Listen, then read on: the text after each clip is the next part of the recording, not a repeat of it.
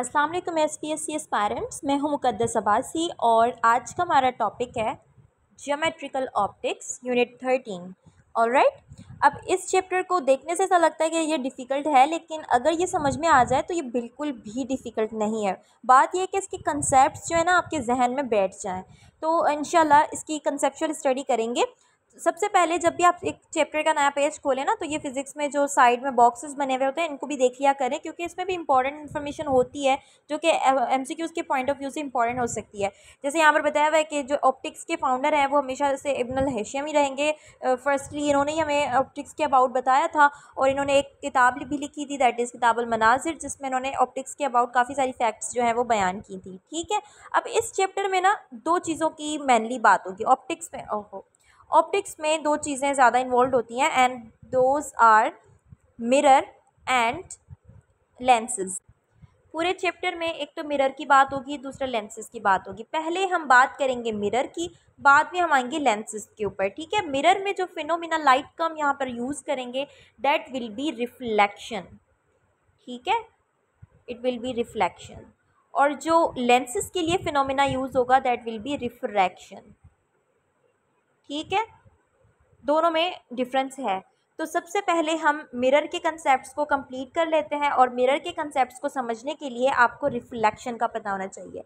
Reflection किसको कहते हैं कि जब भी एक सॉलिड सपोर्ट से, अब वो सॉलिड सपोर्ट कोई पॉलिश्ड सरफेस हो सकता है, कोई मिरर हो सकता है, जब भी किसी पॉलिश्ड और स्मूथ सरफेस, स्मूथ यानी कि उसमें कहीं से भी कोई ब्रोकन पार्ट ना हो, और मतलब इंटरनली भी कोई ब्रोकन चीज़ ना हो, बिल्कुल स्मूथ हो। ठीक है, तो ऐसे एरिया पर, ऐसे सरफेस पर जब भी लाइट की रेज हिट करेंगी, ठीक, ये बीम ऑफ लाइट किससे कहते हैं जिसमें बहुत सारी रेज आ जाएं। ये बीम ऑफ लाइट जब हिट करती है तो बाउंस बैक हो जाती है। ठीक है, उसी मीडियम में वापस आ जाती है। अब जो ये रेज जा रही थी, इस रेज को हम कहते हैं इंसिडेंट रे, और जो ये बाउंस बैक होकर वापस आ रही है इसे हम कहते हैं रिफ्लेक्टेड रे। ठीक हो गया। अब इस प्रोसेस को हम कहते हैं रिफ्लेक्शन। रिफ्लेक्शन के लिए दो लॉज जो है वो अप्लाई होते हैं हर तरह के रिफ्लेक्शन के लिए। फर्स्ट लॉ ऑफ रिफ्लेक्शन कहता है कि जिस एंगल से, पहले एंगल को समझ लो कि एंगल कैसे बनाएंगे इसकी। ये जो नॉर्मल सरफेस है ना, इस सरफेस से एक लाइन ड्रा करेंगे जो कि इन इंसिडेंस और रिफ्लेक्टेड रे के बीच से गुजर रही हो, यानी इस तरीके से। नॉर्मल का मतलब होता है जो सरफेस के साथ 90 एंगल बनाए। आप देख सकते हैं ये 90 एंगल बना रही है। मैं इसको दोबारा इस पूरी पिक्चर को यहाँ पर ड्रा करती हूँ कि ये हो गया हमारा पॉलिश्ड सरफेस, ये आ गई इंसिडेंट रे, ये आ गई रिफ्लेक्टेड रे। ठीक है, sorry, this is incident ray and this is reflected ray. Normal किसको कहते हैं? जो सरफेस के साथ नॉर्मल बनाए। ये अभी भी नॉर्मल नहीं बनाया मैंने, दिस वन। ओके, सरफेस के साथ ये देखें 90 का एंगल बना रहा है, और ये नॉर्मल हम इमेजिनरी लाइन है जो कि ड्रा कर रहे हैं। इस नॉर्मल के थ्रू हम एंगल मेजर करते हैं, angle of incidence and angle of reflection. तो ये देखें, ये इंसिडेंट रे की एंगल है, तो इसके आगे हम आई लगा सकते हैं। ठीक है, इसको ऐसे भी लिख सकते हैं। और ये जो एंगल है ये रिफ्लेक्टेड रे की एंगल है, इसको हम आर से शो करते हैं। ठीक, तो जो फर्स्ट लॉ ऑफ रिफ्लेक्शन है वो ये शो करता है, फर्स्ट लॉ ऑफ रिफ्लेक्शन कहता है कि जो एंगल ऑफ इंसिडेंस होगी वो इक्वल होगी एंगल ऑफ रिफ्लेक्शन के for all types of reflection. और जो सेकंड लॉ है वो ये बताता है कि जो इंसिडेंट रे है, जो रिफ्लेक्टेड रे है और जो नॉर्मल है, ये तीनों जो है एक ही प्लेन पर होंगे। यानी ये जो सारा सिस्टम प्लेन रिफ्लेक्शन का हो रहा है ये एक ही प्लेन पर होगा। ऐसा नहीं होगा कि ये जो रे एक इंसिडेंट आ रही है वो एक्स एक्सिस पर आ रही हो तो दूसरी वाई एक्सिस पर जा रही हो, तो तीसरी जो है वो इन्वर्ट जा रही हो, या कोई रे आउटवर्ड आ रही है। ऐसा कुछ नहीं होगा, एक ही प्लेन पर ये सारा सिस्टम बनेगा। So these two laws are called laws of reflection. इसी तरीके से रिफ्रैक्शन के भी लॉज होते हैं, लेकिन रिफ्रैक्शन को जब हम लेंस पर आएंगे तब डिस्कस करेंगे इसी चैप्टर में।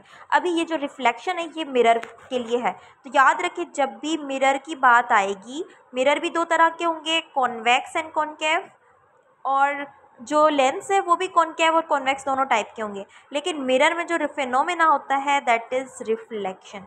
ये बात जहन में रख लें कि मिरर का फिनोमेना रिफ्लेक्शन है। अब चलते हैं चैप्टर की तरफ, इसकी पॉइंट्स को फिर से हाईलाइट करते हैं।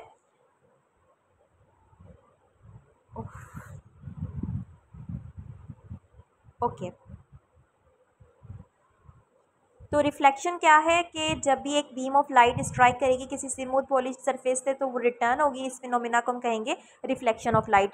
कुछ 3 तरह की रेज हम पढ़ेंगे। इंसिडेंट रे वो जो कि सरफेस पर फॉल कर रही है, रिफ्लेक्टेड रे वो जो कि रिफ्लेक्ट हो रही है सरफेस से, और नॉर्मल वो है जो कि पॉलिश सरफेस से परपेंडिकुलर बना है। ठीक है, पी जो है पॉइंट ऑफ रिफ्लेक्शन है, I is angle of incidence and R is angle of reflection. तो ये कुछ जो डिनोमिनेशन हुई हुई है ना लेटर्स की, तो इनको देख लीजिएगा। ठीक हो गया। लाज ऑफ रिफ्लेक्शन भी पढ़ लिए। पहला ला क्या कहता है कि जो एंगल ऑफ इंसिडेंस है वो एंगल ऑफ रिफ्लेक्शन की इक्वल होगी। सेकंड ला क्या कह रहा है कि इंसिडेंट रे, रिफ्लेक्टेड और नॉर्मल, ये तीनों एक ही प्लेन में होंगे, सेम प्लेन में होंगे। आई होप कि ये टॉपिक आपको समझ में आ गया होगा। तो अब नेक्स्ट टॉपिक की तरफ चलते हैं।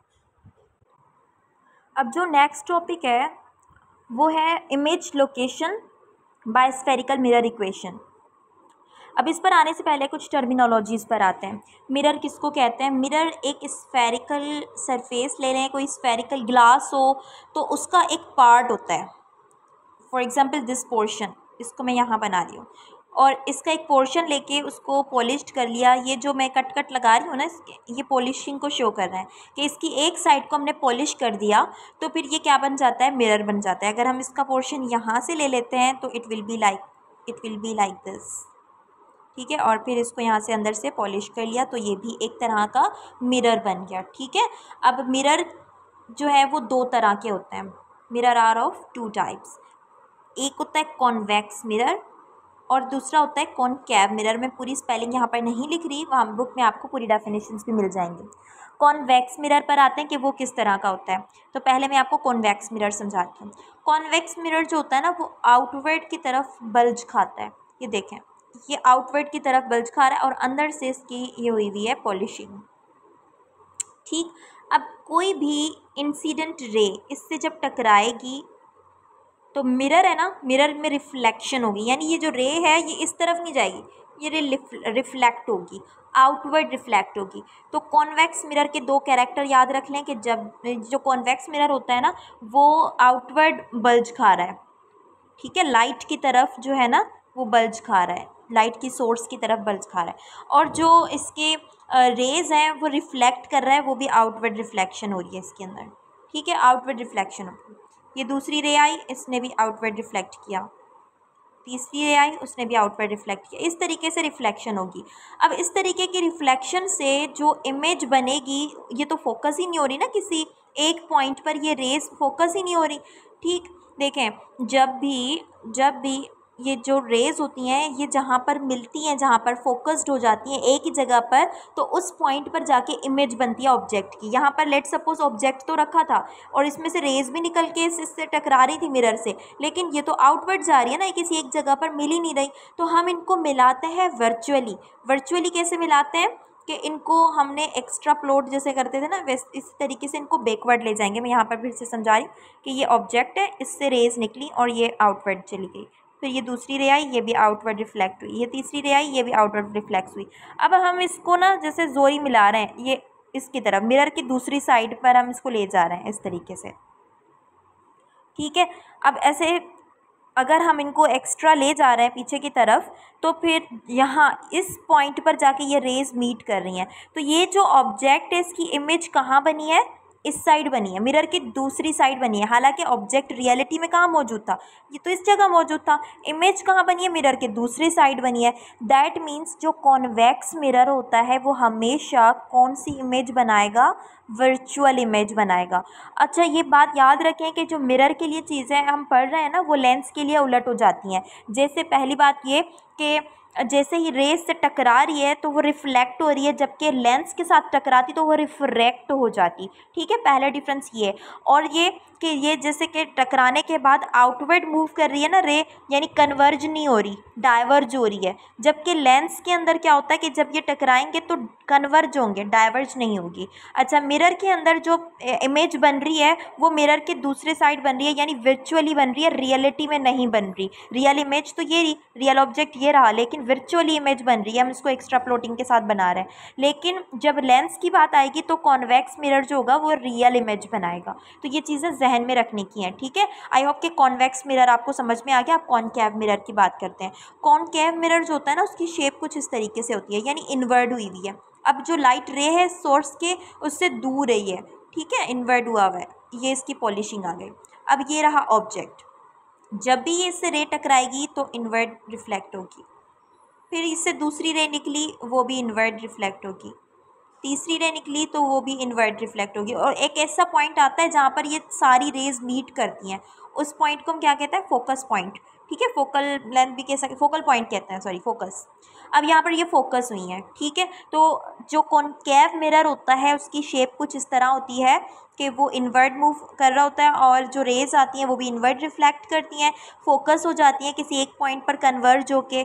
इस वजह से जो इमेज बनेगी वो भी उसी साइड बनेगी जिस साइड पर ऑब्जेक्ट रखा हुआ है। तो ऐसी इमेज को कहते हैं रियल इमेज, ठीक है। तो एक होती है रियल इमेज, दूसरी होती है इन्वर्टेड इमेज। जो रियल इमेज है उसी साइड बनेगी जिस साइड आपका ऑब्जेक्ट है, और जो इन्वर्टेड इमेज है वो कन्वर्ज्ड रेज से नहीं बनती, उनको हम एक्स्ट्रा जो है वो पीछे से ना इस तरीके से उनके अपोजिट साइड से हम उनको जोरी समझो के फोकस करवाते हैं। तो जब हम फोकस करके उसको दूसरी साइड पे बनाएं तो उस इमेज को कहते हैं इन्वर्टेड इमेज, जो कि कॉनकेव मिरर से बनेगी, ठीक है। इसके रेज जो है वो कन्वर्ज हो रही हैं। तो ये कुछ डिफरेंसेस थे, आप बुक से इसको अंडरलाइन करके पढ़ सकते हो। हियर इट इज़ रिटिन कि जो स्फेरिकल मिरर होता है दो तरह का होता है। ये स्फेरिकल मिरर खुद क्या होता है, एक कर्व्ड रिफ्लेक्टिंग सरफेस होता है, ठीक है, जिसको पॉलिश किया जाता है। और दो तरह का होता है, एक होता है कॉन्वेक्स मिरर। कॉन्वेक्स मिरर में क्या होता है कि बल्ब जो होती है वो टूवर्ड्स द लाइट सोर्स होती है। ये देखें, ये अगर लाइट सोर्स है तो इसकी तरफ ही बल्ब खाई हुई है इसने, ठीक है।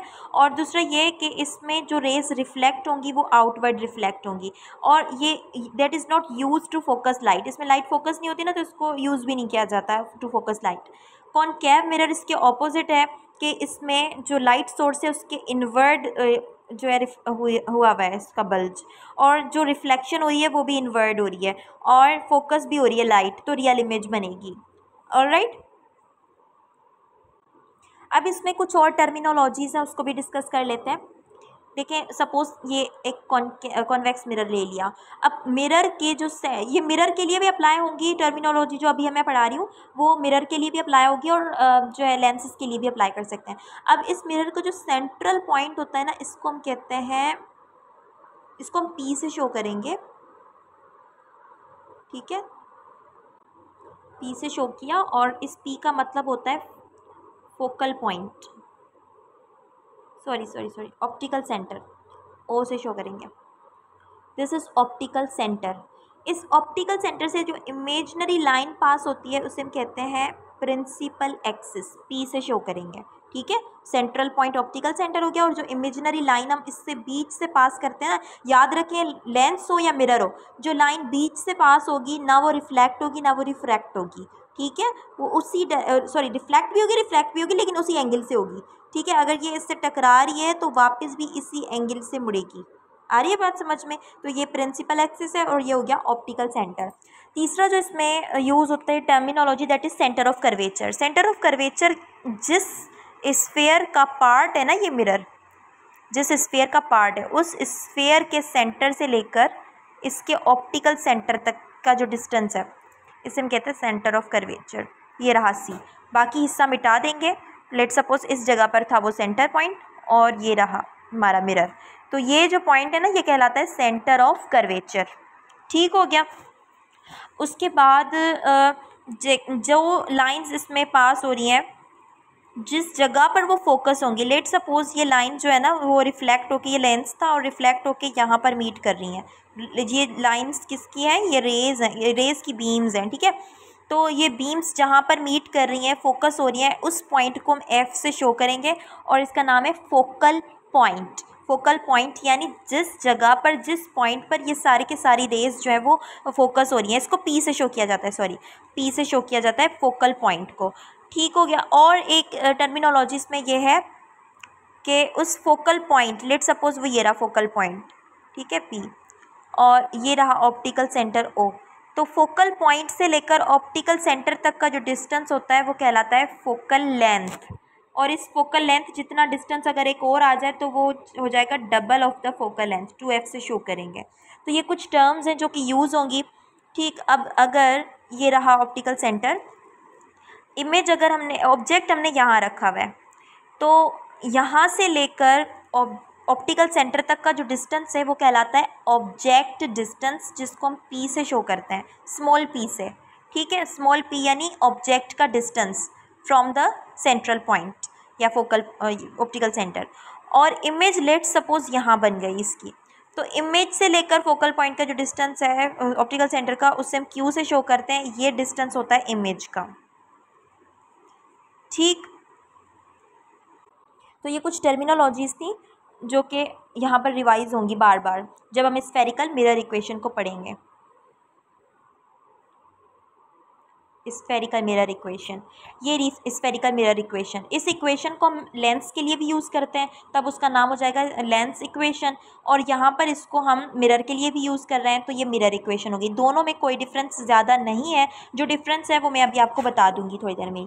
तो ये इक्वेशन है 1/f यानी focal length, 1/p, p small है, दैट मीन्स ये ऑब्जेक्ट का डिस्टेंस है, 1/q जो कि इमेज का डिस्टेंस है। ठीक है, ये कहलाती है मिरर इक्वेशन। और अगर लेंस के लिए यूज़ करें तो लेंस इक्वेशन बन जाएगी। कॉनकेव लेंस हो या कॉन्वेक्स हो, दोनों के लिए हम इसको यूज़ कर सकते हैं। अब इसके कुछ इक्वेशन के ना कुछ पॉइंट्स हैं जो ध्यान में रखने हैं। पहला पॉइंट ये है कि इन सब डिस्टेंसेस को ना ऑप्टिकल सेंटर से मेजर किया जाता है। ऑप्टिकल सेंटर को कहीं ओ से शो किया जाता है तो कहीं पी से शो किया जाता है, इसमें कंफ्यूज नहीं होना, जो बुक में लिखा हुआ है वही आप पहले याद कर लें। ऑप्टिकल सेंटर से ही मेजर किया जाएगा फोकल लेंथ को भी, इमेज को भी, और क्या नाम है इसको, ऑब्जेक्ट को भी। ठीक है, दूसरा पॉइंट ये है कि मिरर के लिए जो रियल डिस्टेंसेस होते हैं उनको पॉजिटिव लिया जाएगा। यानी इमेज दो तरह की होती है ना, एक होती है रियल इमेज, दूसरी होती है इन्वर्टेड इमेज। तो जब भी क्वेश्चनर आपसे रियल इमेज की बात करे तो आप क्यू के आगे प्लस लगाना, और अगर इन्वर्टेड इमेज की बात आए तो क्यू के आगे आपने नेगेटिव लगाना है, वैल्यू के आगे नेगेटिव लगा देना है। ठीक है, और इस पॉइंट में ना एक डिफरेंस आता है। कॉनकेव मिरर की अगर फोकल लेंथ बताई जाए, फोकल लेंथ को एफ से शो करते हैं, फोकल लेंथ जो कॉनकेव मिरर की होगी वो पॉजिटिव होगी, जो कॉन्वेक्स मिरर की होगी वो नेगेटिव होगी। जो भी वैल्यू आप उसको पॉजिटिव नेगेटिव लगा लेना, कॉनकेव के लिए पॉजिटिव रहेगी। ठीक, लेकिन जब आप लेंस पर आते हो ना तो ये पॉइंट ऑपोजिट हो जाता है कि ये जो फोकल लेंथ होती है ना वो कॉनकेव के लिए नेगेटिव हो जाती है और कॉन्वेक्स के लिए पॉजिटिव हो जाती है। तो ये कुछ चीज़ें हैं जो आपने अपनी नोट डाउन कर लें कॉपी के अंदर कि मिरर के और लेंस के लिए हम इक्वेशन में कौन कौन से डिफरेंसेस ले आएंगे। ऐसे ही ये चीज़ें याद होंगी, वरना इसे देखने से याद नहीं होंगी। ठीक है ना, इनके डिफरेंसेस की एक लिस्ट बना लें जिसमें लिखते जाओ कि लेंस और जो मिरर है इसमें क्या क्या डिफरेंसेस आ रहे हैं, फोकल लेंथ किस में पॉजिटिव लेनी है, किसकी नेगेटिव लेनी है वगैरह। तो क्वेश्चन पढ़ते हुए भी ध्यान रखना, क्योंकि ये जो क्वेश्चन मैं करवा रही हूँ ये सेम क्वेश्चन लेंस के लिए भी बनता है। ठीक है, तो इस क्वेश्चन में क्या कह रहा है कि a concave mirror forms a real image. फ़ौरन से डेटा बना लो, मिरर की बात हो रही है तो सारे पॉइंट्स आपने मिरर के जहन में रखने हैं। और मिरर के लिए लेंस के लिए दो ही डिफरेंसेस हैं, कॉनकेव और कॉन्वेक्स मिरर की फोकल लेंथ का। अब इसमें सबसे पहले क्या बताया हुआ है कि एक रियल इमेज बन रही है 25 centimeter from the mirror surface along the principal axis. यानी किसका डिस्टेंस बताया हुआ है, इमेज का। इमेज के डिस्टेंस के लिए हम क्यू लिखते हैं एंड इट इज़ 25 सेंटीमीटर। ज़रूरत पड़े तो इसको मीटर में कन्वर्ट कर लेना, वरना छोड़ दें। अच्छा, 25 सेंटीमीटर है। अब इसको पॉजिटिव रखना है या नेगेटिव, तो आपने पढ़ा था रियल इमेज था, रियल इमेज के लिए इट विल बी पॉजिटिव। सही जा रहे हैं, आगे जाते हैं।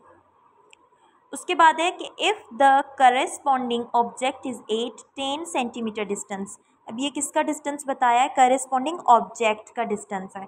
ऑब्जेक्ट के लिए स्मॉल p लिखेंगे और small p it was +10 centimetre, this is object distance.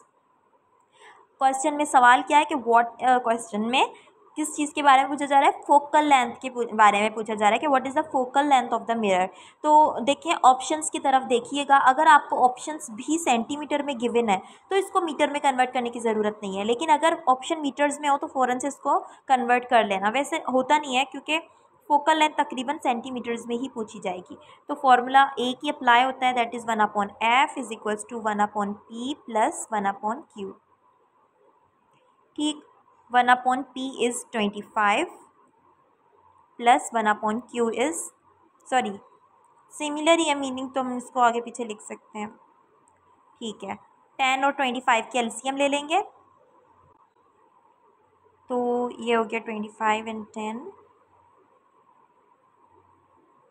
I hope कि समझ में आ रहा हो। 5 का टेबल लगा 2 और 5 का टेबल अब हम लगाएंगे तो ये आ गई इसकी एलसीएम। 5 टू द 10 50 एलसीएम आई है। इन वैल्यूज़ को याद रखना, मैं दोबारा इसको बना रही हूँ। एलसीएम ले ली 50, ठीक है। एक साइड आ गया, एक साइड था 25, एक साइड था 25 और दूसरी साइड था 10, ठीक है। 25 पे 50 का टेबल 2 टाइम्स प्लस 10 का टेबल 50 पे 5 टाइम, तो ये हो जाएगा 7/50। लेकिन ये जो वैल्यू आई है ये 1/f की आई है, हमें जस्ट f की वैल्यू चाहिए, तो आप इसको जस्ट ऑपोजिट इसका इन्वर्स कर लें, 50/7। This is the correct answer. लेकिन आंसर जो है अगर आपको अपॉन की फॉर्म में दिया हुआ है तो अब ऐसे ही टिक लगा लें, अगर आपको डेसिमल की फॉर्म में गिवन है तो इसको फर्दर हम सॉल्व कर लेंगे। ये हो जाएगा 7 पॉइंट समथिंग आंसर आएगा, तो इट इज़ 7.14 सेंटीमीटर, ठीक है। फर्दर आप इसकी प्रैक्टिस भी करना। अच्छा, उसके बाद जो है ना स्फेरिकल मिरर्स जो हमने पढ़े, दो तरह के, कॉन्वेक्स और कॉनकेव, उनके यूजेस बताए हुए हैं। तो ये देखें, जो गाड़ियों में यहाँ पर मिरर नहीं साइड में लगा हुआ होता है, ये जो साइड में मिरर लगा हुआ होता है, इससे बैक साइड जो गाड़ियाँ वगैरह आ रही होती है उनका पता चल रहा होता है, और उनकी ना एक अपराइट सी इमेज बन रही होती है, ड्राइवर को जो हेल्प करती है, ठीक है। तो ये जो ड्राइवर, इनको ड्राइवर मिरर भी कहते हैं, इनको रेयर व्यू मिरर भी कहते हैं, और इनको ना विंग मिरर भी कहते हैं। ये तीनों नाम याद रख ले, rear view mirror, wing mirror या फिर ड्राइवर मिरर, ये तीनों एक ही है। तो ये जो मिरर होते हैं इसमें कॉन्वेक्स मिरर यूज़ हुआ होता है, ठीक। और उसके अलावा भी रास्तों पर कुछ मिरर ऐसे लगे हुए होते हैं जो कि ना छुपे हुए रास्तों के बारे में या छुपी हुई गाड़ियों के अबाउट इन्फॉर्मेशन दे रहे होते हैं। जैसे ये मिरर जो है देख रहे हैं आप, ये मिरर्स जो होते हैं एक अपराइट और डिमिनिश इमेज देते हैं। जो ब्लाइंड रोड्स होते हैं या फिर ब्लाइंड टर्न्स होते हैं रोड पर, उनके अबाउट हमें पता चल जाता है इन मिरर्स के थ्रू, हमें नहीं, ड्राइवर को। तो ये मिरर कॉन्वेक्स मिरर होते हैं, ठीक है। कॉनकेव मिरर की बात करें तो कॉनकेव मिरर का एक यूज़ यहाँ पर गिवन है, डेंटिस्ट यूज़ कर रहे हैं एक टूथ को डायग्नोज करने के लिए। तो ये डेंटिस्ट यूज़ करते हैं एक्चुअली क्लियरली डायग्नोज करने के लिए, कोई इन्फेक्शन हो, कोई जर्म हो, अटैक हुआ हो कोई जर्म्स का, तो ये चीज़ देखने के लिए यूज़ कर रहे होते हैं डेंटिस्ट। अब आते हैं लेंसेज की तरफ, ठीक है। लेंसेज की तरफ आने से पहले मैंने आपको कहा था कि लेंसेज में जो प्रोसेस होता है दैट इज़ रिफ्लेक्शन, सॉरी, हाँ जी। तो जो लेंसेज होते हैं उनमें जो प्रोसेस होता है दैट इज़ रिफ्रैक्शन। तो अब रिफ्रैक्शन को डिस्कस करते हैं, ठीक। अब रिफ्रैक्शन का प्रोसेस तब देखने को मिलता है जब लाइट की रेज ना एक दो डिफरेंट मीडियम से गुजरे। लेट सपोज ये एक टैंक है या फिर ये कोई ग्लास मटेरियल है, अब मैंने इसको तो पूरा भर दिया, ये एक गिलास है, ठीक है। इस ग्लास से लाइट की रेज पास करवाते हैं, तो जैसे ही ये लाइट की बीम इससे टकराएगी, जैसे कि ये पॉलिश्ड सरफेस तो है नहीं जो ये वापस रिफ्लेक्ट हो जाए, इस वजह से ये रे जो आई है ये इसी सरफेस से गुजरेगी अंदर से। अब वैसे इसको कैसे गुजरना चाहिए, कुछ इस तरीके से गुजरना चाहिए, बिल्कुल स्ट्रेट सी लाइंस बना ली, ऐसे गुजरना चाहिए, लेकिन ऐसे नहीं गुजरती, ठीक है। ये कुछ डिफरेंट तरीके से यहाँ से गुजरेगी। ये रही इंसिडेंट रे, ये रिफ्लेक्ट नहीं होगी, ये पास हो जाएगी सरफेस से। अब जब ये पास होती है तो ये बेंड कर जाती है, this bending is called reflection, ठीक है। This bending is called refraction. जबकि रिफ्लेक्शन क्या थी, बाउंसिंग बैक, ये टकरा के अगर वापस चली जाती है उसी मीडियम में तो वो रिफ्लेक्शन होती। लेकिन ये तो पास हो रही है ना, और पास होने के साथ साथ बेंड भी हो रही है, तो इसको हम कहते हैं रिफ्रैक्शन। अब ये जो इंसिडेंट रे तो बना ली, रिफ्लेक्टेड रे बनाने के लिए ना हमें नॉर्मल की नीड होगी। नॉर्मल कैसे बनाएंगे, जहाँ से इंसिडेंट रे इस सरफेस पे हिट कर रही है वहीं से एक नॉर्मल हम बना लेंगे, दिस इज़ एन। अभी भी ये सीधा नहीं है, ओके, दिस इज़ एन, इसको पूरा बना के आ जाओ, दिस इज़ एन। अब ये इंसिडेंट रे जो है ना अपने रियल वे से थोड़ा सा बैंड होगी, ठीक है। मैं इसको ना इस तरीके से बनाती हूँ, एक सेकेंड, इसमें रेज का ऑप्शन नहीं है, छोड़ दें। Let's suppose this is the incident रे, ठीक है। तो इसको गुजरना कुछ यूं था, लेकिन ये बैंड होके इस तरफ आ गई, ठीक। This bending is called refraction. लेकिन आप बेंडिंग देखें कि ये जो नॉर्मल है ना, इसके करीब हुई है, टूवर्ड द नॉर्मल हुई है। तो यहाँ पर एक बात नोट करने की है, जब भी किसी लेस डेंस, जो लेस डेंस मीडियम है, एयर एक लेस डेंस मीडियम है और ग्लास थोड़ा सा डेंस मीडियम है, तो मैं इसको रेयर मीडियम से शो करती हूँ एयर को, और ग्लास को शो करती हूँ डेंस मीडियम से, क्योंकि वो डेंस है, ठीक है। तो जब भी लाइट की रेज रेयर से जाएगी डेंस मीडियम की तरफ, तो वो टूवर्ड द नॉर्मल जाएगी, ठीक है। अब ये जब यही रे जब गिलास से बाहर जाएगी, यहाँ से टकराई, अब इस अगर यहाँ से हम नॉर्मल को ड्रा करें तो यहाँ पर टकराई है ना, तो नॉर्मल इसका ये हुआ, ठीक है। अब ये जो रे रिफ्लेक्ट होगी, तो ये नॉर्मल से दूर जाएगी, अवे फ्रॉम द नॉर्मल। और इस रिफ्रैक्टेड रे, ये जो नॉर्मल से दूर गई है, वो क्यों गई है? क्योंकि अब ये डेंस मीडियम से रेयर मीडियम में गई है, दोबारा गिलास से एयर में आई है ना, तो डेंस से रेयर मीडियम में गई है, तो ये अवे फ्रॉम द नॉर्मल जा रही है। तो ये बात याद रख लेनी है कि जब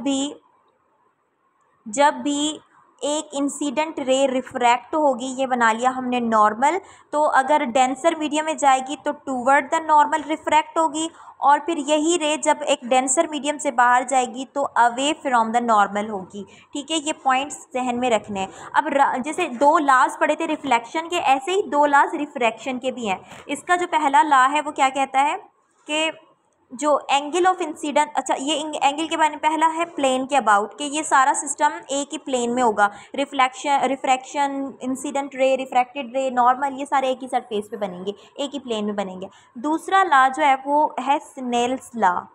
जो सेकंड लॉ ऑफ रिफ्रैक्शन है दैट इज स्नेल्स लॉ। और स्नेल्स लॉ क्या कहता है कि जो एंगल ऑफ इंसिडेंस है उसका आप साइन ले लें, sine of the angle of incidence to the sine of angle of refraction is equal to a constant that is called n. N का मतलब है रिफ्रैक्टिव इंडेक्स, ठीक है। ये जो रिफ्रैक्टिव इंडेक्स है ये रेशियो है sine of angle of incidence का और एंगल ऑफ रिफ्रैक्शन का रेशियो है। और ये जो रिफ्रैक्टिव इंडेक्स है ये किस चीज़ को शो कर रहा है? जैसे एयर के लिए रिफ्रैक्टिव इंडेक्स अलग होगा, ग्लास के लिए रिफ्रैक्टिव इंडेक्स अलग होगा, वाटर के लिए अलग होगा, यानी हर मीडियम के लिए रिफ्रैक्टिव इंडेक्स अलग होता है। और ये रिफ्रैक्टिव इंडेक्स बताएगा कि लाइट की बीम जब भी एयर में जाएगी तो ज़्यादा रिफ्रैक्ट होगी, बैंड जो होगी वो ज़्यादा होगी या कम होगी। अगर लेट सपोज गिलास का जो रिफ्रैक्टिव इंडेक्स है वो एयर से ज़्यादा होगा, इसमें बेंडिंग और ज़्यादा होगी।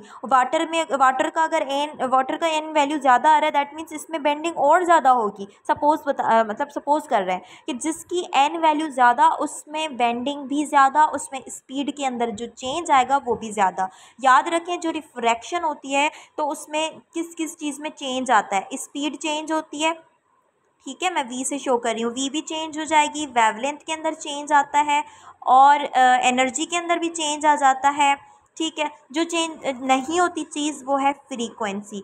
There is no change in the frequency. एक पॉइंट ये याद रखें। दूसरा ये कि अगर this is normal, let suppose अगर कोई रे जो है वो नॉर्मल के पैरेलल आ रही है, इस तरीके से इंसिडेंट रे जो है यूँ आ रही है, तो उसके अंदर कोई रिफ्रैक्शन नहीं होगी, ये बिल्कुल सीधी चली जाएगी, ठीक है, इसमें रिफ्रैक्शन नहीं होगी। तो अब इन्हीं पॉइंट्स को आप बुक से भी रीड कर लीजिएगा, मैं थोरोली आपको अंडरलाइन करवा देती हूँ। This is the definition for refraction. Refraction किसको कह रहे हैं? It is bending effect of light, जब वो एक ट्रांसपेरेंट मीडियम से दूसरे ट्रांसपेरेंट मीडियम की तरफ मूव करे तो उसे हम कहते हैं रिफ्रैक्शन, ठीक है। उसके बाद यहाँ पर और कुछ इंपॉर्टेंट नहीं लग रहा, इसको थोड़ा सा पढ़ लीजिएगा, ठीक है। यस, दिस हाईलाइटेड पोर्शन, इसमें ये पॉइंट इंपॉर्टेंट्स हैं तीनों, कि जो ray perpendicular to the glass slab आएगी, यानी नॉर्मल के अलोंग रे आती है तो उसमें कोई रिफ्रैक्शन नहीं होती, ठीक है। स्पीड चेंज हो जाएगी लेकिन उसमें जो रिफ्रैक्शन है वो नहीं होगी, it is not refracted, only speed change. दूसरा ये कि जो लाइट इंसिडेंट करेगी नॉर्मल के वो बैंड होगी, ठीक है, वो टूवर्ड द नॉर्मल बैंड होगी। कब? जब वो एक रेयर मीडियम से डेंसर मीडियम की तरफ जाए, ठीक। और अगर वो एंटर होती है लेस डेंस मीडियम में तो फिर वो अवे फ्रॉम द नॉर्मल जाएगी। ठीक, लेस डेंस और ग्रेटर डेंसिटी के आपने कंसेप्ट याद रख लेने के ग्लास लेस ज़्यादा डेंस है as compare to air, water जो होता है वो ज़्यादा डेंसर होता है एज़ कम्पेयर टू एयर, तो ये चीज़ें ध्यान में रखनी है। लास्ट इज स्नेल्स लॉ कि जो एंगल ऑफ इंसिडेंस है उसका साइन और एंगल ऑफ रिफ्रैक्शन का साइन, इनका अगर हम रेशो ले लें तो वो किसके इक्वल होगा, it will be equal to refractive index. ये रही इसकी इक्वेशन। और ये दोनों लाज हैं, लाज ऑफ रिफ्लेक्शन, कि ये एक ही प्लेन में होंगे, इंसिडेंट नॉर्मल और रिफ्लेक्टेड एक ही प्लेन में होंगे, और जो इनका रेशियो होता है refractive index is the ratio of sine angle of the incident sine angle of the refraction. ठीक हो गया, this is called as Snell's law. और यहाँ पर ये बताया कि फ्रीक्वेंसी जो होती है वो चेंज नहीं होती। ये आपके आ गया रिफ्रैक्टिव इंडेक्स का फॉर्मूला। अब ये एग्जाम्पल करवा दूँ आपको। इस क्वेश्चन में बता रहा है कि जो रिफ्रैक्टिव इंडेक्स है of the diamond it is 2.42। What is the speed of light in a diamond. Diamond में स्पीड ऑफ लाइट पूछी जा रही है। तो रिफ्रैक्टिव इंडेक्स के दो तरह के फॉर्मूला होते हैं, एक एंगल से फाइंड आउट होता है, दूसरा स्पीड से। स्पीड को मैं v से लिख रही हूँ, ठीक है, और दोनों तरफ स्पीड ही लिखी जाएगी। एक स्पीड वो है जो कि एयर में होगी, ठीक है, और एक स्पीड वो है जो कि होगी इसमें डायमंड में। ये सॉरी, एयर में नहीं लिखना, वैक्यूम में लिखना है। एक स्पीड वो है जो वैक्यूम में होगी, एक स्पीड वो है जो डायमंड में होगी। तो इन दोनों का जो रेशो होता है वो रिफ्रैक्टिव इंडेक्स के इक्वल होता है। ये भी एक फॉर्मूला है, याद रख लें रिफ्रैक्टिव इंडेक्स का। दो तरह के फॉर्मूला आ गए, एंगल ऑफ इंसिडेंस और रिफ्रैक्शन का, और ये भी। अब यहाँ पर हमसे ना वेलोसिटी पूछी जा रही है, वो भी डायमंड के अंदर। तो रीअरेंज करेंगे, ये इस तरफ शिफ्ट हो गया तो एन इसकी तरफ आ गया, यानी स्पीड जो वैक्यूम में होगी उसको डिवाइड कर देंगे एन की वैल्यू से। वैक्यूम के अंदर जो लाइट की स्पीड होती है दैट इज़ 3 × 10⁸ मीटर पर सेकेंड। एन की वैल्यू क्वेश्चन में क्या गिवन थी, इट वाज 2.42। 2.42, ये पॉइंट रिमूव करेंगे तो 2 ज़ीरो और बढ़ जाएंगे यहाँ पर। तो 242 का टेबल 300 पर अप्लाई करते हैं तो 1.2 समथिंग आंसर आएगा, और इंटू 10⁸। ठीक है, सो हेयर इट इज़। ठीक, यहाँ पर आपको टेबल में बताया गया है कि डिफरेंट मीडियम के अंदर लाइट की स्पीड जो है वो कितनी है और रिफ्रैक्टिव इंडेक्स कितना है। तो यहाँ से ना कुछ कुछ इंपॉर्टेंट को देख लीजिएगा, जैसे रिफ्रैक्टिव इंडेक्स ग्लास का और वाटर का देख लेना। वाटर का देख लिया, वैक्यूम का देख लिया, ये दो इंपॉर्टेंट लग रहे हैं मुझे। फिर भी डायमंड का देख लीजिएगा एक दफ़ा। अब यहाँ पर ना दो और कंसेप्ट मैं आपको समझाती हूँ। Let's suppose this is water, ठीक है।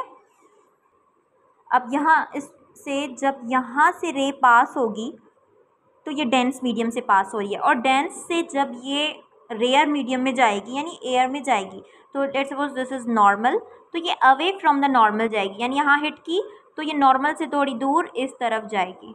ठीक है, अगर ये जो एंगल है जिसको नॉर्मल से ये जो रे एंगल बनाती है ना, इसको कहते हैं एंगल ऑफ इंसिडेंस। अगर आप एंगल ऑफ इंसिडेंस थोड़ी बढ़ा दोगे तो ये और ज़्यादा बेंडिंग होगी। ठीक है, लेट्स सपोज ये केस 2 में यहाँ बना रही हूँ, दिस इज़ वाटर, ये नॉर्मल आ गया।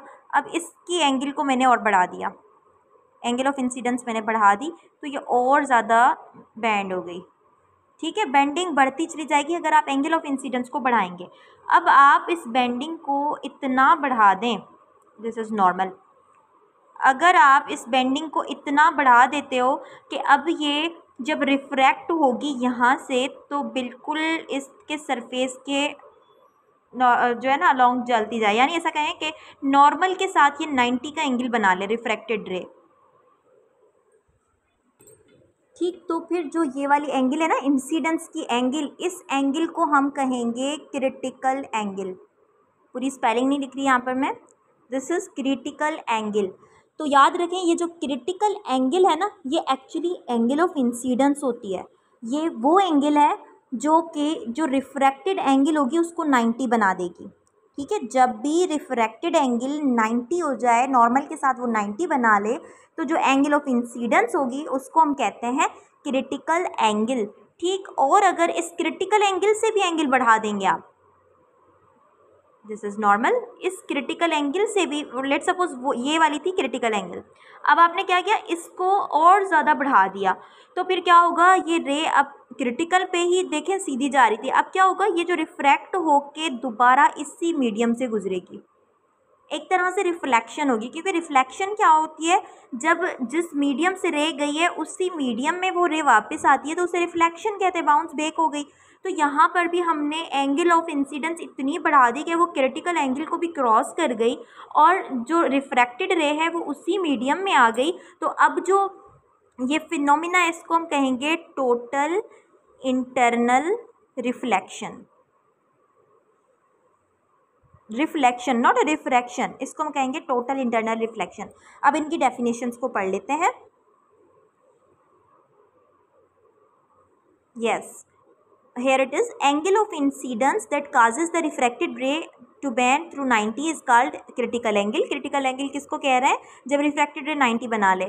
और फिर कह रहा है कि रे जो पास हो रही है डेंस से रेयर मीडियम में, अगर हम उसकी एंगल को क्रिटिकल एंगल से भी बढ़ा देते हैं तो जो रे होगी रिफ्रैक्ट होगी, रिफ्लेक्ट हो जाएगी इनटू द डेंस मीडियम, यानी उसी मीडियम में वो वापस आ जाएगी। और इस फिनोमिना को हम क्या कहेंगे, टोटल इंटरनल रिफ्लेक्शन कहेंगे। ठीक हो गया, इससे रिलेटेड ये न्यूमेरिकल की गई है। ठीक, न्यूमेरिकल में क्या गिवन है, एंगल गिवन है, सॉरी एंगल तो देने की भी नीड नहीं है क्योंकि 90 एंगल फिक्स्ड है रिफ्रैक्टेड के लिए, और क्रिटिकल एंगल हमें फाइंड आउट करनी है। रिफ्रैक्टेड इंडेक्स जो है वो 1.33 गिवन है। अब ये प्रॉब्लम जो है ना ये नहीं आएंगी वैसे, और अगर आई तो भी ये सेम आ जाएगी। ठीक, अगर IBA वालों की तरह दे दिया टेस्ट तो फिर वो तो ये ख्याल नहीं करते कि बच्चों का दिमाग कैलकुलेटेड नहीं है, वो साइन इनवर्स की वैल्यू भी दे देते हैं। तो हमारी तो इतनी प्रैक्टिस नहीं होती कि हम साइन इनवर्स भी फाइंड आउट कर सकें, क्योंकि आप देखें इसमें जो रिफ्रैक्टिव इंडेक्स है इसकी वैल्यू क्या होगी, सिनेल्स लॉ के according sine of the incident ray sorry and sine of the refracted ray. ठीक है, सॉरी रिफ्रैक्टेड अपॉन इंसिडेंस आएगा यहाँ पर, एक सेकेंड में यहाँ से, हाँ सॉरी इंसिडेंस अपॉन रिफ्रैक्टेड आ रहा है। ठीक है, लेकिन दोनों के साइन फंक्शन में, and this is an value. अब आपको एन वैल्यू गिवन है, ये वैल्यू जो है वो तो फिक्स्ड है।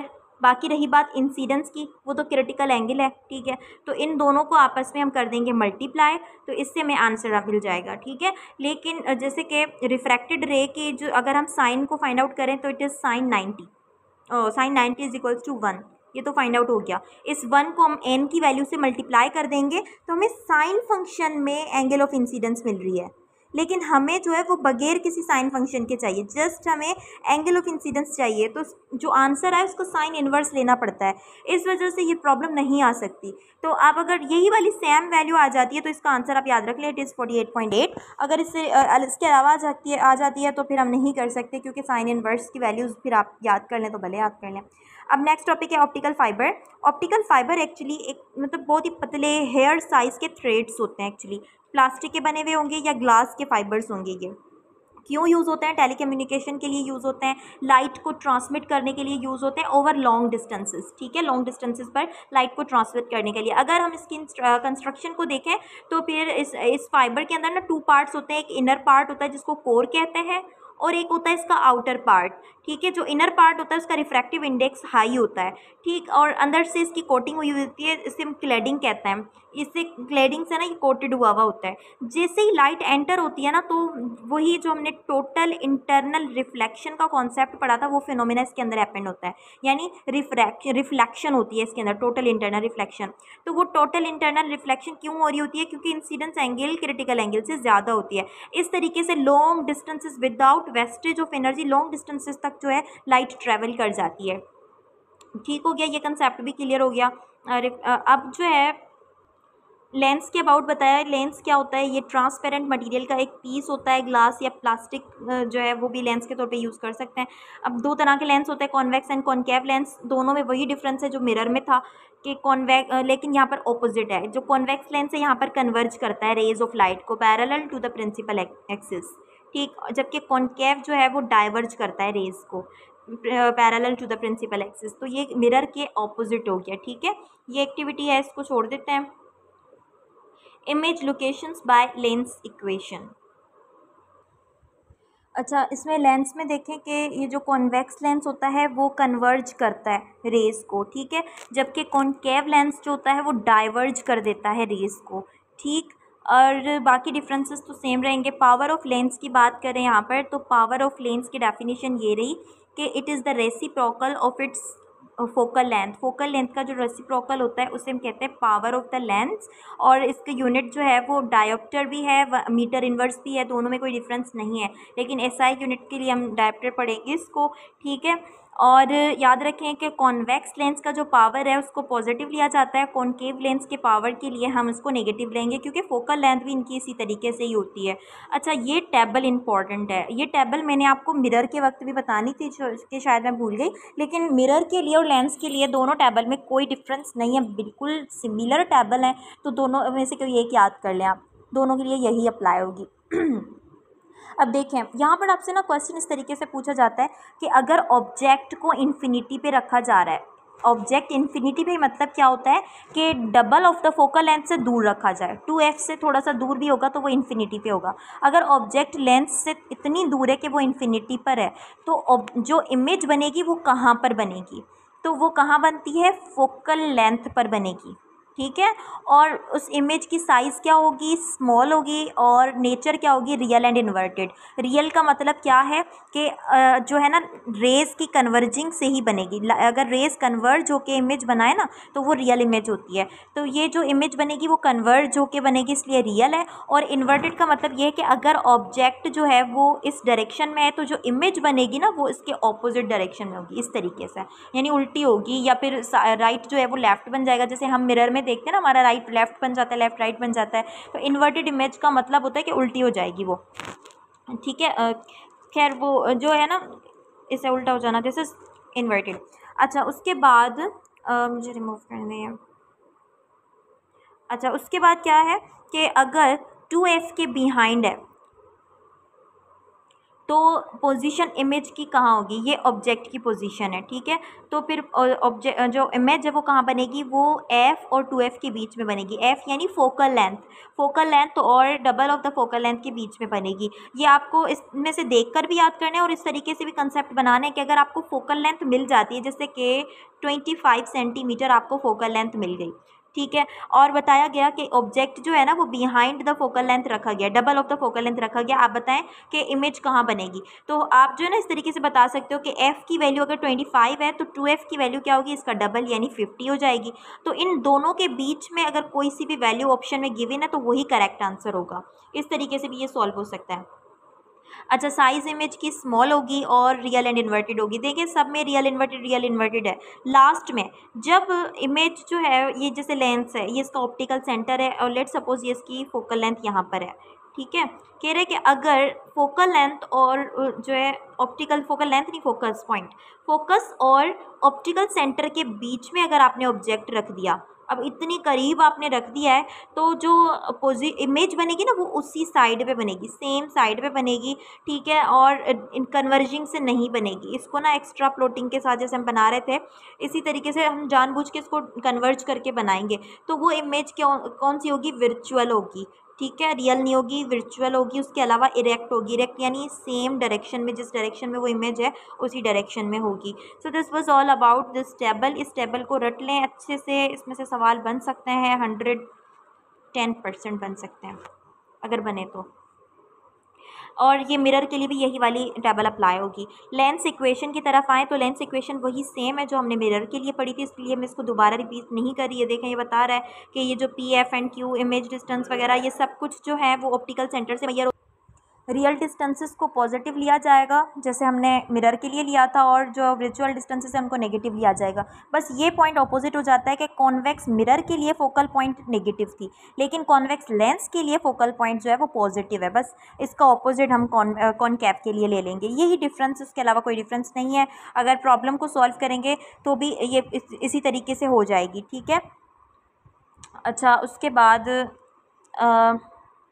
इस न्यूमेरिकल को सॉल्व कीजिएगा, बिल्कुल उसी तरीके से हो रही है जैसे हमने मिरर के लिए की थी, लेकिन मैं इसको सॉल्व नहीं करवा रही because it has same method. यहाँ पर जस्ट क्यू की वैल्यू फाइंड आउट करनी है। अच्छा उसके बाद यहाँ पर जो टॉपिक्स स्टार्ट हो रहे हैं ये कंसेप्ट्स नहीं है, यहाँ पर जस्ट रटे वाली चीज़ें हैं। हर एक की डेफिनेशन और हाईलाइटेड पॉइंट को पढ़ लें कि मैग्नीफाइंग ग्लास जिसको हम सिंपल माइक्रोस्कोप भी कहते हैं, याद रखें कि एक मैग्नीफाइंग ग्लास को हम सिंपल माइक्रोस्कोप भी कहते हैं, ठीक है। ये जो है वो जो ऑब्जेक्ट्स होते हैं उनको बिगर करके दिखा रहा है, जैसे कि ये मैग्नीफाइंग ग्लास है, देखें कि स्मॉल लेटर्स को बिगर करके दिखाया हुआ है इसने।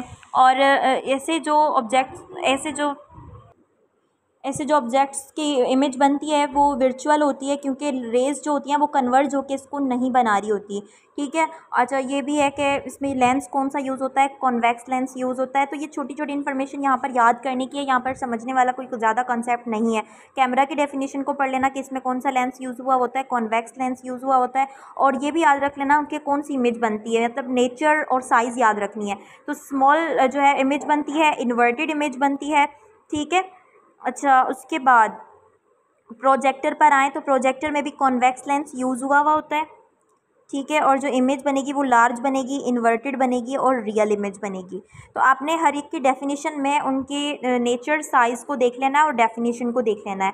फोटोग्राफिक एनलार्जर को भी देख लें कि इसमें भी कौन सा लेंस यूज़ हुआ है, और जो पिक्चर बन रही है वो real, inverted and magnified image बन रही है, ठीक हो गया। यहाँ पर दो और टर्म्स हैं, that is resolving power and magnifying power. जब भी कोई माइक्रोस्कोप खरीदते हैं या फिर ऐसी कोई भी ऑप्टिकल इंस्ट्रूमेंट को खरीदते हैं तो इन दोनों चीज़ों की बात होती है कि मैग्नीफाइंग पावर कितना, रिजॉल्विंग पावर कितना है। तो मैग्नीफाइंग पावर किसको कहते हैं कि चीज़ों को ना बिगर करके दिखाना।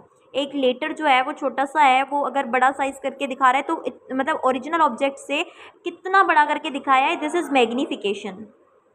और फिर अगर लेट सपोज ये ऑब्जेक्ट है, इस ऑब्जेक्ट के अंदर कुछ इस शेप के स्ट्रक्चर्स थी, कुछ लाइन में थी, कुछ डॉटेड थी। अब ये देखें, ये इतनी करीब थी कि हमें नज़र नहीं आ रही थी।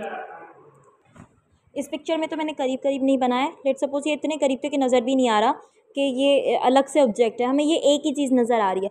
लेकिन अगर इसका रिजॉल्विंग, किसी ऑप्टिकल इंस्ट्रूमेंट का ना रिजॉल्विंग पावर अच्छा होगा तो ये जब इमेज इनलार्ज होके आएगी तो ये ऑब्जेक्ट अलग अलग से नज़र आएंगे कि इनकी स्ट्रक्चर क्या है, ठीक है। तो रिजॉल्विंग पावर यानी डिस्टिंक्ट कर देना, ability of an optical instrument to form a separate images of close objects, ठीक, ये होती है रिजॉल्विंग पावर। और मैग्नीफाइंग पावर किसको कहते हैं, it is the ratio of the image size to the object size.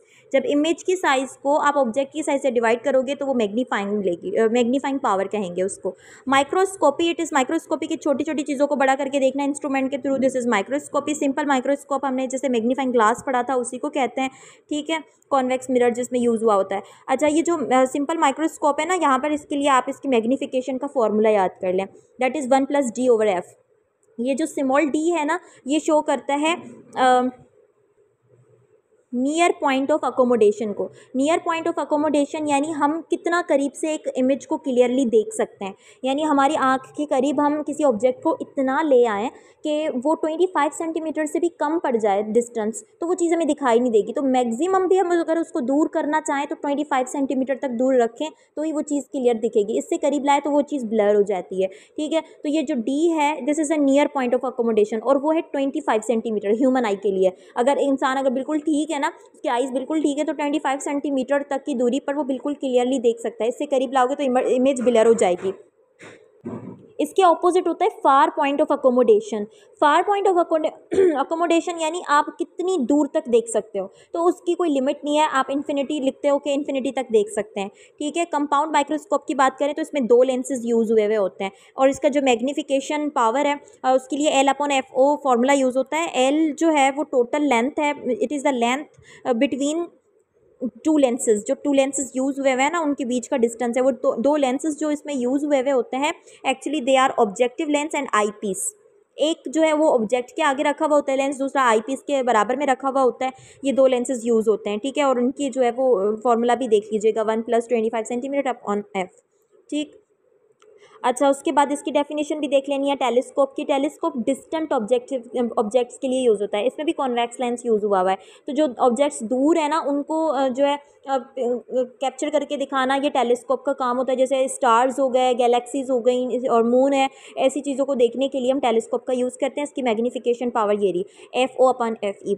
यहाँ पर ना एक डिफरेंस आपको याद रखना है कि मैंने यहाँ पर शायद हाईलाइट भी किया हो कि इसमें भी ऑब्जेक्टिव लेंस और आईपीस दोनों यूज़ हुए हैं। कंपाउंड माइक्रोस्कोप में भी ये 2 यूज़ हुए हैं, लेकिन जो टेलीस्कोप में ऑब्जेक्टिव लेंस यूज़ हुआ है ना, ये पॉइंट मैंने नोटिस किया है यहाँ पर कि जो टेलीस्कोप का जो ऑब्जेक्टिव लेंस है ना, उसकी फोकल लेंथ लार्जर होती है एज़ कम्पेयर टू आईपीस, जबकि कंपाउंड माइक्रोस्कोप में इसका ऑपोजिट है। यानी कंपाउंड माइक्रोस्कोप में जो ऑब्जेक्टिव लेंस की फोकल लेंथ है वो स्मॉल है एज़ कम्पेयर टू आईपीस, ठीक हो गया। यूजेस ऑफ टेलीस्कोप को बस एक दफ़ा पढ़ लीजिएगा, इसमें कोई इंपॉर्टेंट चीज़ तो है नहीं। अब आते हैं डिफेक्ट्स की तरफ। देखें, ह्यूमन आई अगर नॉर्मल है तो उसको नॉर्मली 25 सेंटीमीटर कम से कम जो है इसकी नियर फार पॉइंट होती है वो 25 सेंटीमीटर होती है, दूर तक तो इन्फिनिटी होती है। लेकिन अगर उसको आइज़ की बीमारी हो जाए तो दो तरह की डिफेक्ट्स जो है यहाँ पर गिवन है, that is short sightedness and long sightedness. पहले शॉर्ट साइटेडनेस पर आते हैं। शॉर्ट साइटेडनेस को हम मायोपिया भी कहते हैं। अच्छा, एक बात याद रखें कि ये ना रिफ्रैक्टिव डिफेक्ट्स हैं, नॉट रिफ्लेक्टिव। शॉर्ट साइटेडनेस यानी मायोपिया। मायोपिया में क्या होता है कि शॉर्ट साइटेडनेस यानी करीब का ऑब्जेक्ट क्लियर नज़र आएगा। जो करीब होंगे ना ऑब्जेक्ट्स वो क्लियरली नज़र आते हैं, जो दूर ऑब्जेक्ट्स होते हैं वो सही तरीके से नज़र नहीं आते। हालांकि शॉर्ट साइटेडनेस ऐसा लगता है कि करीब के ऑब्जेक्ट सही तरीके से नज़र नहीं आएंगे, लेकिन इसका ऑपोजिट होता है। ठीक है, नॉर्मली क्या होता है, रेटिना पर ऑब्जेक्ट पिक्चर बनती है, जो इमेज बनती है ना वो रेटिना पर बनती है। लेकिन इसमें क्या होगा कि रेटिना के फ्रंट पर बन जाएगी। ठीक हो गया। और लेंस जो होता है वो थिन नहीं होता इतना कि दूर के ऑब्जेक्ट्स को देख सके। इसको करेक्ट करने के लिए कॉनकेव लेंस यूज़ किया जाता है। इसके ऑपोजिट होता है लॉन्ग साइटेडनेस, जिसको हाइप्रोपिया भी कहते हैं। लॉन्ग साइटेडनेस के पर्सन को दूर के ऑब्जेक्ट्स तो क्लियरली नज़र आएंगे, लेकिन नियर बाय ऑब्जेक्ट्स जो हैं वो नज़र नहीं आते सही तरीके से। हम ऐसा भी कह सकते हैं कि इसकी जो नियर नॉर्मल पॉइंट हमारी होती है 25 सेंटीमीटर, तो वो दूर हो जाती है। इस वजह से कोई ऑब्जेक्ट हमारे करीब भी आ जाए ना तो भी हमें नज़र सही तरीके से नहीं आ रहा होता, क्योंकि हमारी नियर पॉइंट जो होती है वो दूर हो जाती है 25 से। ठीक हो गया। अच्छा, अब जो पिक्चर बनेगी, जो इमेज बनेगी वो बिहाइंड द रेटिना बनेगी। ठीक है, लेंस जो होगा वो इतना थिक नहीं होगा कि करीब के ऑब्जेक्ट्स को देख सके। इसको करेक्टिफाई करने के लिए कॉन्वेक्स लेंस का यूज़ किया जाता है। अब बस इसके एमसीक्यूज़ को देख लेते हैं। बहुत ज़्यादा लंबा हो गया लेक्चर, लेकिन इसके कंसेप्ट्स बहुत थे। लास्ट वाले जो टॉपिक्स हमने पढ़े ना, इसकी डेफिनेशंस वगैरह, इन चीज़ों को छोटे छोटे पॉइंट्स को देखना है, कंसेप्ट्स इतने ज़्यादा नहीं है। चलो अब इनके एमसीक्यूज़ को देख लेते हैं। Where are they? 15 एमसीक्यूज़ हैं इसके। Okay, in a concave mirror the image size depends upon. देखिए, मिरर हो या लेंस हो, कॉनकेव हो या कॉन्वेक्स हो, जो इमेज की साइज़ होती है ना वो पोजीशन ऑफ द ऑब्जेक्ट पे ही डिपेंड करती है कि ऑब्जेक्ट को रखा कहाँ गया है।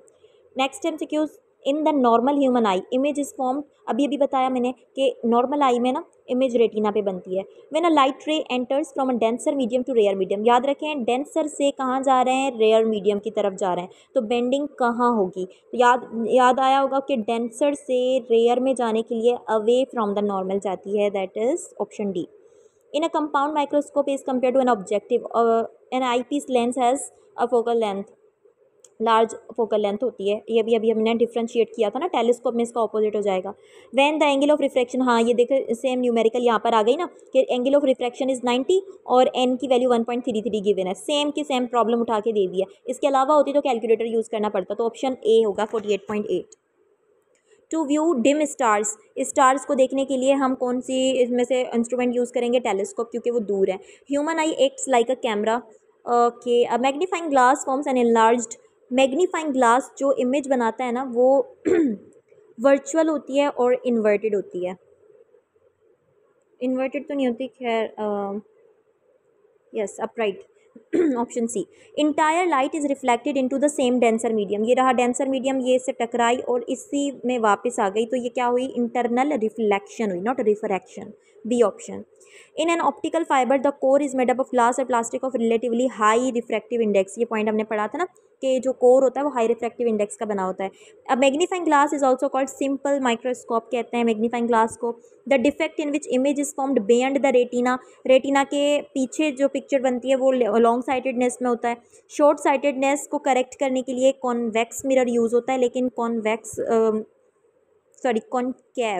कॉनकेव का इसमें कोई ऑप्शन नहीं है तो मिरर लिखा हुआ है, मिरर यूज़ नहीं होता, लेंस यूज़ होता है या ग्लासेस यूज़ होते हैं, तो ऑप्शन ऐसा कोई है नहीं। ऑप्शन ए में होगा, लेकिन यहाँ पर ना डबलिंग हो गई है तो कॉनकेव आएगा, ये याद रखें। उसके बाद है lenses form images through. Lenses हमेशा रिफ्रैक्शन करते हैं, मिरर जो होता है वो रिफ्लेक्शन करता है। Last is to illuminate the inaccessible places in the tooth, dentist use. हाँ, टूथ को चेक करने के लिए डेंटिस्ट जो होता है वो मिरर यूज़ करते हैं। कौन सा था, कॉनकेव मिरर।